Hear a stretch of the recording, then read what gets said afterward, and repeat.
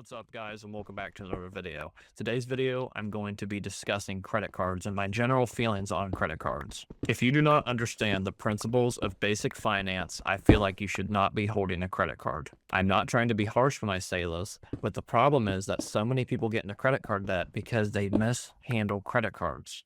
Credit cards are most certainly a valuable asset if you live in the United States. Credit and extremely good credit can pretty much open up any door you want. I have pretty good credit, for example. I have 790 as of making this video, but that's over years of building credit and being responsible with my credit cards. The good thing to understand about credit score is the higher, the better. The lower, the worse. It's a matter of high risk, low risk. The higher you are, the lower they see you as a risk to borrow money or be able to do certain things. The higher it is, the better chance you're going to have to get better interest rates when it comes to loans. Eventually, you may want to buy your own home or a car. The higher that is, the better rate you're going to get, which means less on monthly payments and everything else. It's a very good thing to consider, especially if you're young. And I'm only 22 years old as of making this video, with my birthday right around the corner. I'm about to be 23 years old. It doesn't matter what age you are, you can build credit, you can be smart with your money, and you can build wealth and everything in between. If you're thinking about getting a credit card, this may be a good video for you to get some general advice from someone who has multiple credit cards. I'm not going to dox myself much here, but I will say I have over 6 credit cards and I manage them very effectively. I use one credit card per thing. So I use one credit card for gas because I get cash back at gas stations. I use one when I go out to eat because I get cash back. I use the other at grocery stores because I get good cash back on them. And also, real quick, when I say cash back, that is meaning a bank is telling you, hey, go spend money at here and we'll give you a certain amount back. Or there may be a general blanket statement, meaning you get 1.5% cash back on anything, but you'll also get 2% cash back if you go to the grocery store. Stuff like that. Look at those offers and see if they make sense to you. For example, I obviously, just like most people, get groceries. So when I see a credit card offer me 3% cash back if I use it at the grocery store, it sounds like, hey, maybe I could just use this at the grocery store. So that's exactly what I do a lot of the times, is I'll only use that card at one location where it matters most. The important thing is to never allow yourself to have a balance and transfer it into the next billing cycle, as you're going to get charged interest. And this is exactly credit card debt 101. This is how people get into it, is they think it's not a big deal because they get a special offer like 0% interest for 12 months. They'd be like, oh, I have all the time in the world to pay it. And then when that time comes, you have over $9,000 or something in there. And then you start gaining interest on top of that. And then it makes it extremely hard to pay off, as you're paying like $100 to it and almost getting back that same amount of interest back onto your credit card. My advice for you is to do not fall for special offers for new customers like 0% interest rates or anything else. If you are going to take those offers, please, for the love of God, be responsible.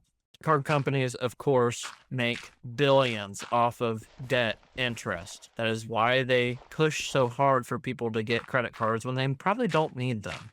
They bank on you paying the minimum payment and just keep earning and earning interest, because you'll just keep owing and paying way more than what you should have in the beginning. So if you are watching this and considering getting a credit card, please listen to this stuff, because it destroys lives. Number one most important way to avoid debt is just not using your credit card unless you absolutely know you can pay that off every single month. A good way I use my credit cards, like I said, I use one about per location I go to. But a good thing is you just use your credit card for the entire month if you plan on using your debit card anyways, and just pay it off at the end of every month. You can use it as planning to hold off some of your bills too, like groceries and gas and stuff like that. Throw it on the credit card and pay it at the end of the month, or bills at the end of each month. So you don't have to worry about it coming out of your debit card every single time you pull it out. So just keep in mind, you need to pay that off every single month. I think this can be super effective to budget and plan for your future, and to just budget in general way better.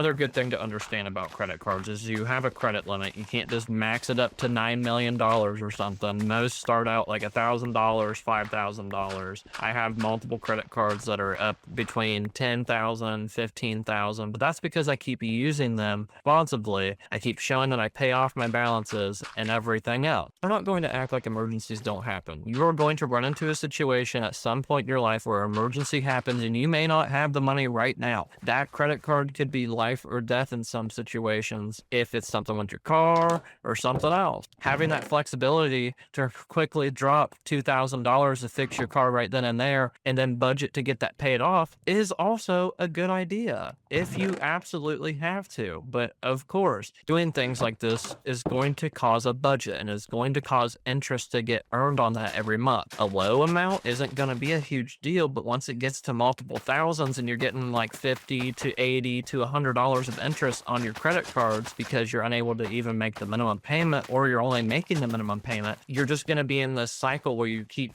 trying to pay it off and it just keeps getting bigger and bigger, and it turns into a monster. Like I keep saying, it destroys lives. You hear people going into severe debt all the time, and it gets so bad that they have to get their stuff repossessed and everything else. It can be an extremely bad situation to put yourself in. So if you are still considering getting a credit card, here's what I would recommend. If you have no experience, a good idea is to get a secure line of credit first. Think of a secure line of credit. The correct terminology is usually secure credit line, like training wheels for borrowing money. Usually how this works is you put money down. Let's say you put $300 down as a deposit. The bank gives you a credit card with a $300 limit. You use it like a normal credit card, as I explained before, and you pay your bill each month. The reason why I truly believe this is a good idea is because there's practically zero risk to do this. A risk assessment is not just on your side, but it's also the bank, because the bank is secured by your money. That is why it's called a secured line of credit, because you are putting down a deposit in order to have that credit. So if you do not pay your credit card, they simply take that money from your deposit. So they're taking, like I said, zero risk pretty much, and you're taking a little bit, but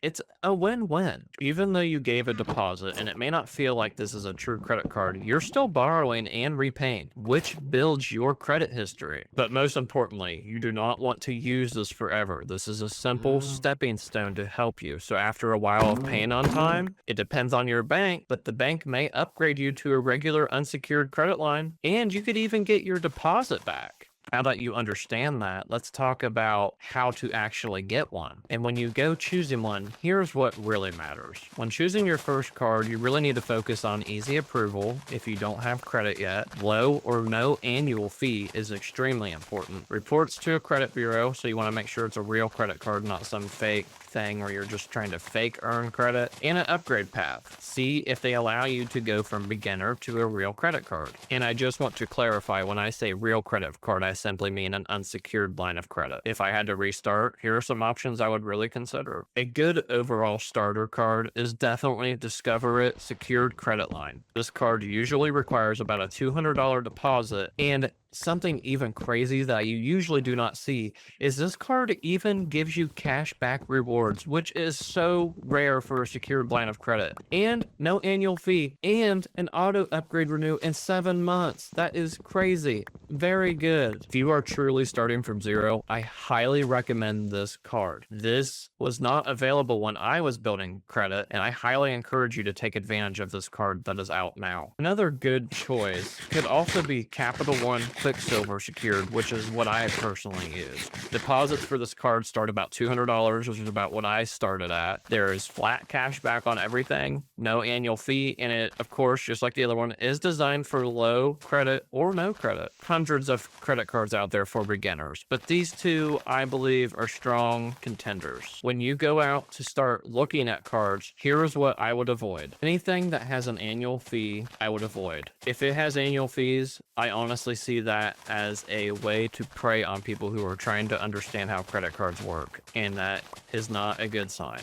The credit card company does not report to all 3 credit bureaus, avoid it like the plague. Wasting so much time working with these places that don't report because you're not building credit at all. When you get your first credit card, I advise you to be extremely cautious. Take it slow when you first get it. A few good examples would be like spending small amounts on gas or food. Pay it off in full every month is extremely important as well. And please keep your usage under 30% of your limit, ideally under 10, because your credit score is built mostly from paying on time and not maxing out your cards. They like to see you not using your complete balance. Hey guys, that is all from me on this subject. If you want to learn more, please leave a comment. I am more than happy to help you further if you have questions. As always, if you liked the video, please like, comment, maybe even subscribe if you learned something new. And guys, at the end of the day, please keep in mind, I'm just an average Joe living my life just like you are. I'm trying to give advice based on things that have helped me in my life. Not everything I say here is going to work for you, and do not take this as strict financial advice like I'm a financial consultant. I am just an average Joe that's just trying to give some advice on things that have worked for me and just general good advice that I've gotten from people throughout my life, and it's helped me stay consistent